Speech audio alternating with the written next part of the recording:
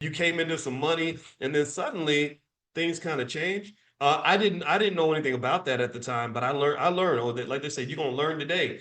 So I learned. So here's what happened. So I was writing these articles on this listserv with DT Ogilvy, the Rutgers professor, and these other black faculty. And then at one point they said, "We're kicking you off the listserv." And I said, "Well, what did I do?" And she's like, "Well, because your articles, they're fine and they're good, but we don't want to hear all that stuff." Or it was something like that. And it is fine. I mean, I've been kicked out of places before, but I remember thinking, like, what did I do? Like, y'all supposed to be my people. Like, nobody's back. These white folks are on my back, and now the black people don't want to work with me. And so, but what's really fascinating was years later, a lot of these very same people were bragging to their friends that they knew me, right? Because once you kind of gain more like power and legitimacy, certain people they just acknowledged that, and it was okay. I just kept going; it did not stop. So anyway, we kept going, and then eventually we didn't I didn't need anybody's listserv, and eventually we didn't even need national TV anymore. I stopped doing that probably around 2012 or something like that. The whole time the message was pretty consistent. It was similar to what we've talked about now, which is that the biggest challenge for Black people is our economic independence. Our biggest challenge is that we must find some way to learn how to make money without being on the white man's nipple. That we are somehow misled into believing that the only way we can pay our bills is if a white man goes and builds a business and then gives us a job inside that business.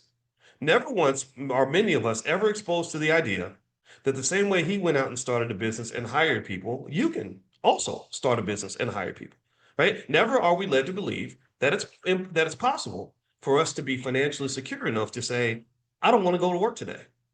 Or secure enough to say, I want to stay home with my kids, or in a good enough position to say, I think I want to go buy some property. I want to go and make investments in the market. I'm a participant in the American dream, not because somebody sold it to me through a DEI program, not because somebody gave me a job and gave me access, not because somebody opened some magical door which gave me these opportunities. No, I am a participant in the American dream because I made it so.